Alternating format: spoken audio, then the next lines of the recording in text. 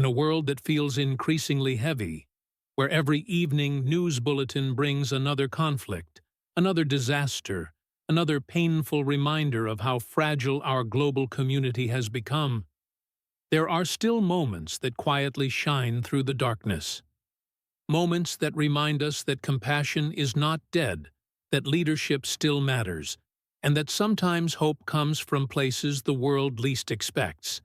And that is why today's story stands out. Across the ocean in a West African nation many Americans have only heard about, in passing something remarkable happened. While Sudan bleeds under the weight of a brutal conflict, while Jamaica struggles with economic pressures intensified by climate change, while Cuba continues to endure shortages and hardship, Ghana stepped forward, not as a victim, not as a dependent nation waiting for outside rescue, but as a giver. President John Dramani Mahama extended humanitarian assistance worth 10 million Ghanaian cedis to 3 nations far beyond his borders.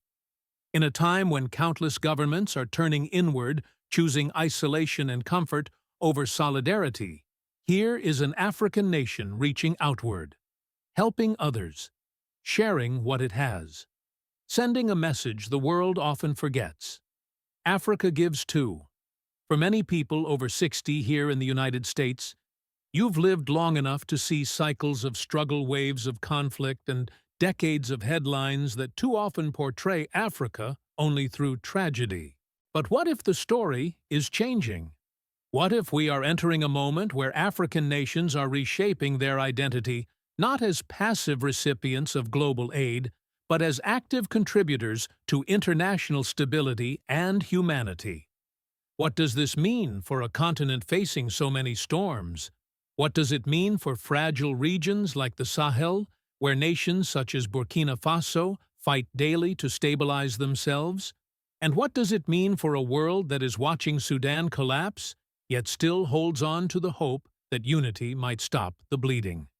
Today we begin with this simple act of compassion from Ghana, but the deeper questions run far wider and far more urgent.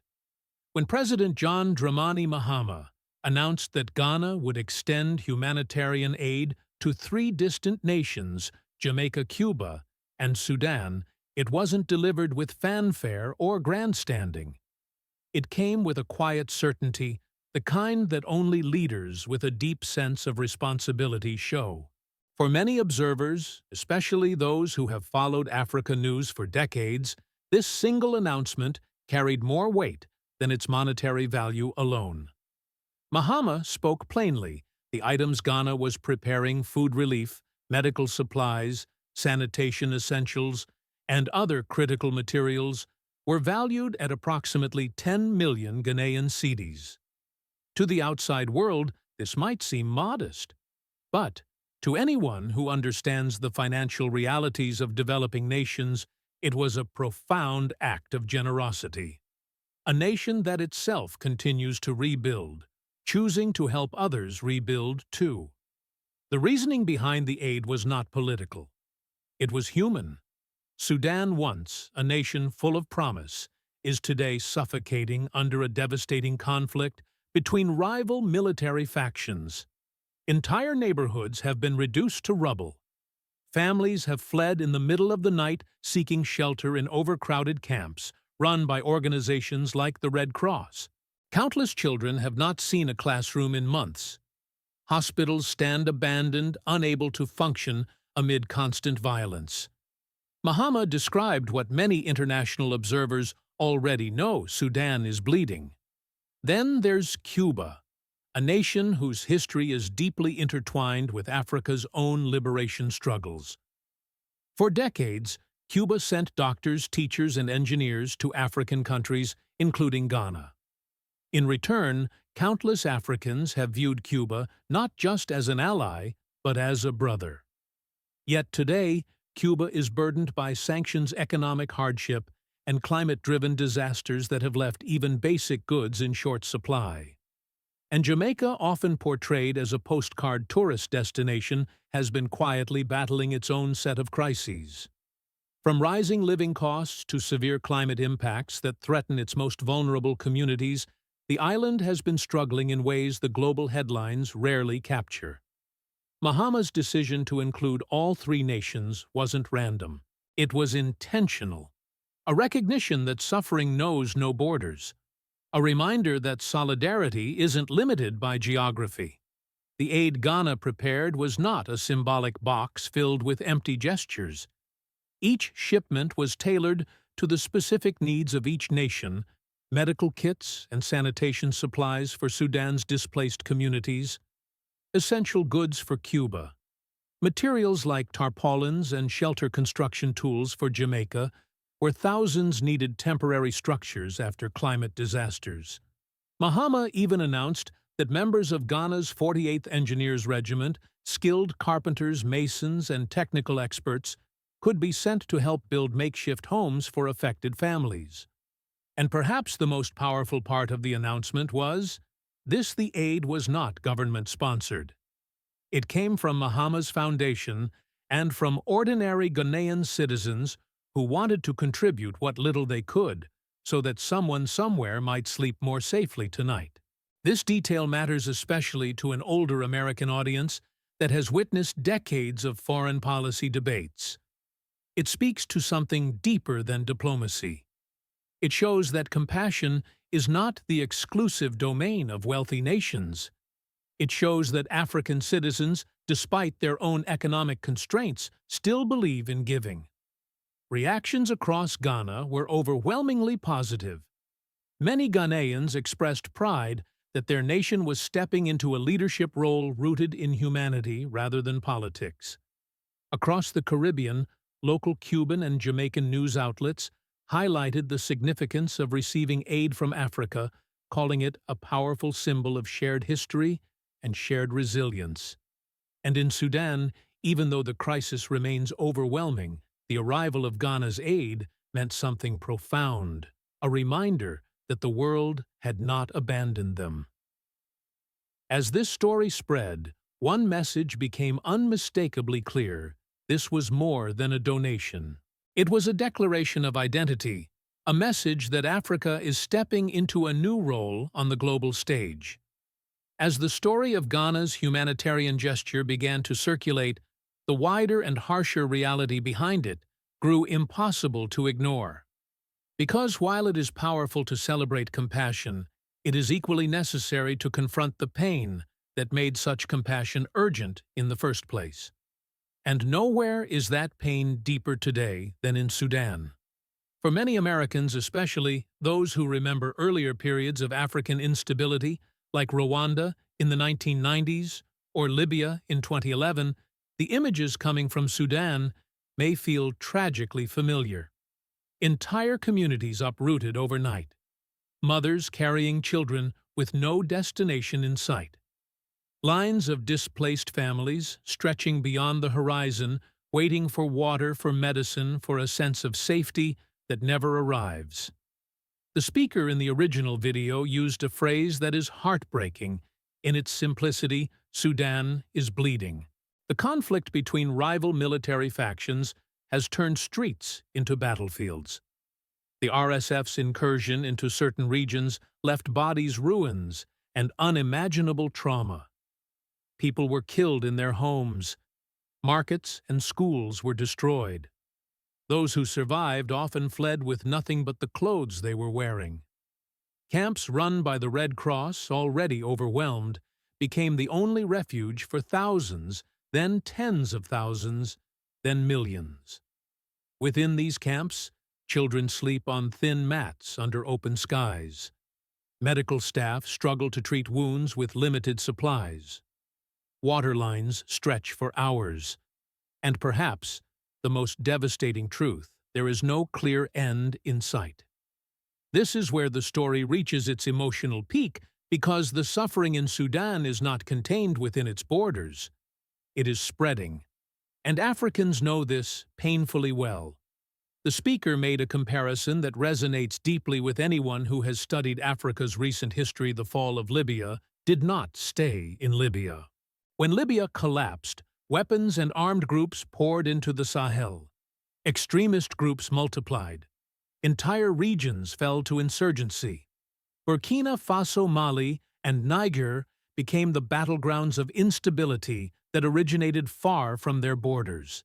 And now the warning is that Sudan may become the next Libya, a collapse so severe, so unchecked, that its consequences ripple across the entire continent. This is where older American viewers, those who lived through the Cold War, the rise of Al-Qaeda, and the global consequences of failed states understand the gravity instinctively.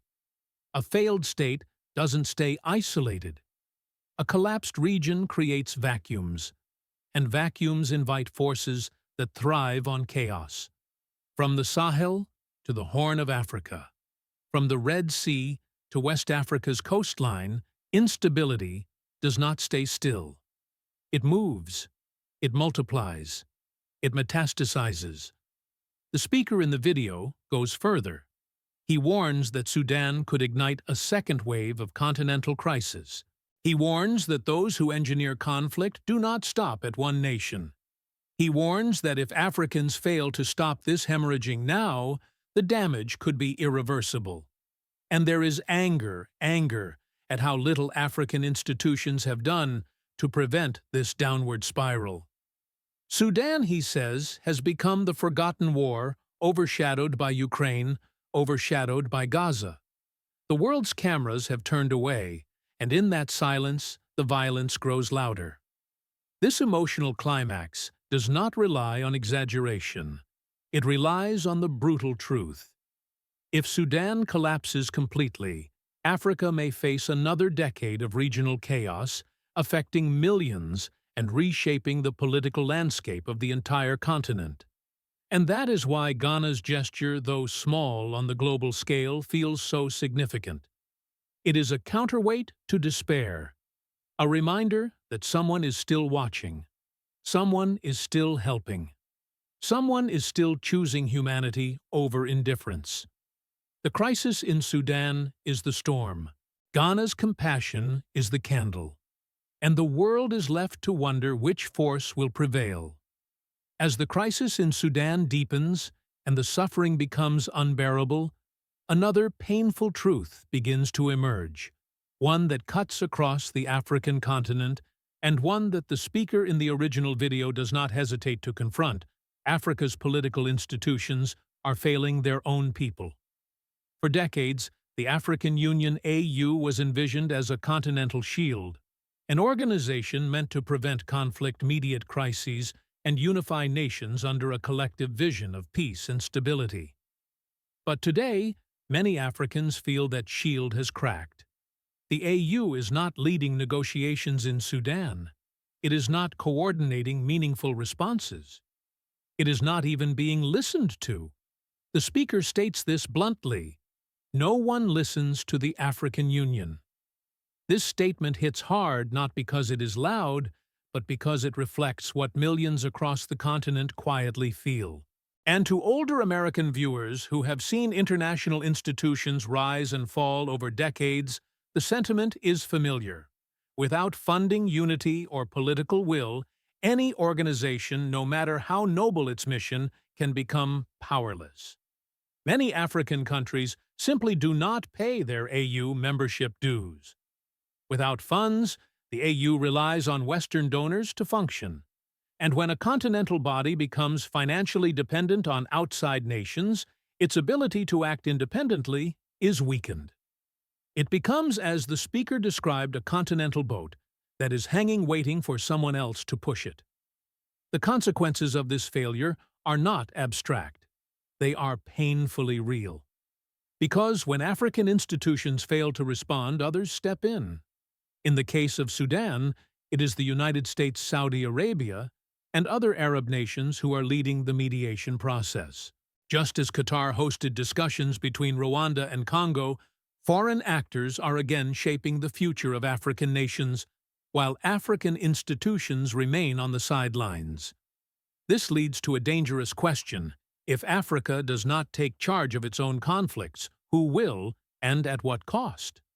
The speaker goes even further, suggesting that if the AU cannot earn respect or enforce unity, then it should be dissolved and replaced. His words are sharp. Let us collapse the African Union and create another organization. To many Africans, this is not extremism, it is frustration. Genuine accumulated frustration from decades of watching leaders attend summits, deliver speeches, and return home with no practical solutions. But the consequences of this dysfunction go beyond political embarrassment. They reach into the lives of ordinary people. Because when the AU fails to act, wars last longer. Civilians suffer more deeply. Foreign powers set the agenda, and instability spreads like wildfire. We have already seen this in Libya. When Libya fell, the shockwave did not remain within its borders. Armed groups spread southward. Weapons crossed deserts. Terrorist networks found fertile ground. And eventually, the Sahel, stretching across countries like Burkina Faso, Mali, and Niger, became one of the most volatile regions on Earth.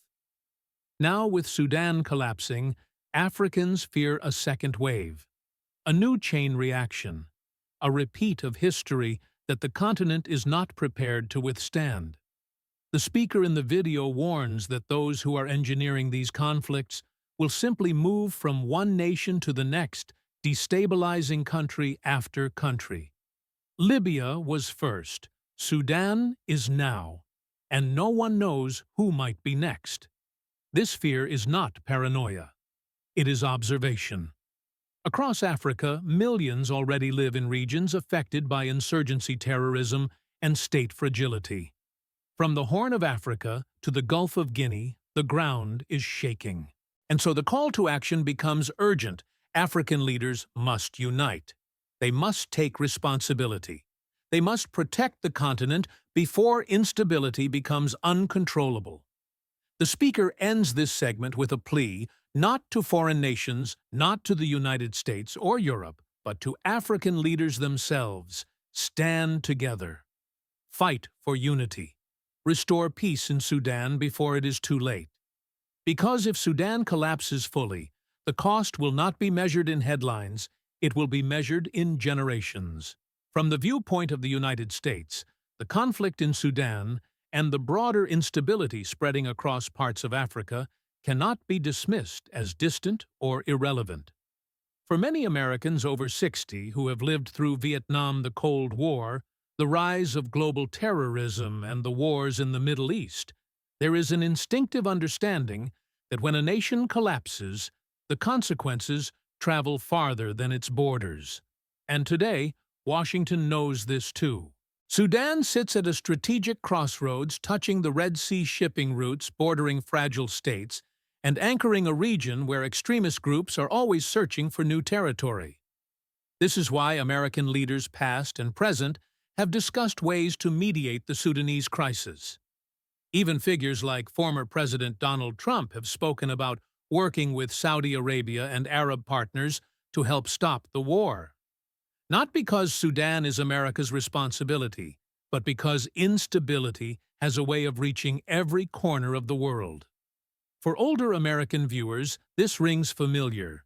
You've seen how failed states can become breeding grounds for chaos, extremism, mass migration, and humanitarian disasters that demand international responses. Sudan is no different. And the Sahel, where nations like Burkina Faso are fighting for stability, is already feeling the aftershocks. What makes this moment unique is the shift coming from African nations themselves. Ghana's humanitarian gesture is not isolated, it is part of a larger pattern of African-led solutions emerging across the continent. In Burkina Faso, for example, President Ibrahim Traoré emphasizes sovereignty, self-reliance, and regional cooperation over dependence on foreign intervention. Whether people agree with his methods or not, the message aligns with what Ghana demonstrated Africa is trying to take responsibility for its own future. The question for the United States is no longer simply how to assist Africa, but how to work with African nations that are beginning to craft their own path. A path that may challenge old assumptions, a path that may reshape alliances, a path that may redefine Africa's place on the global stage. As instability spreads and Sudan remains at the heart of the crisis, the role of America and the response of African leaders will determine whether the continent enters a new era of unity or a new era of fragmentation. In the end, this story, beginning with Ghana's quiet act of compassion, reveals something much larger than a single donation.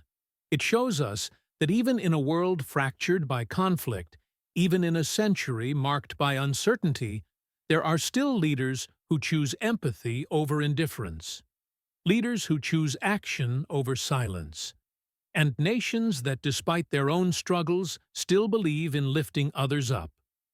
Sudan continues to bleed, and its wounds run deep. The camps are still overflowing. Families are still displaced.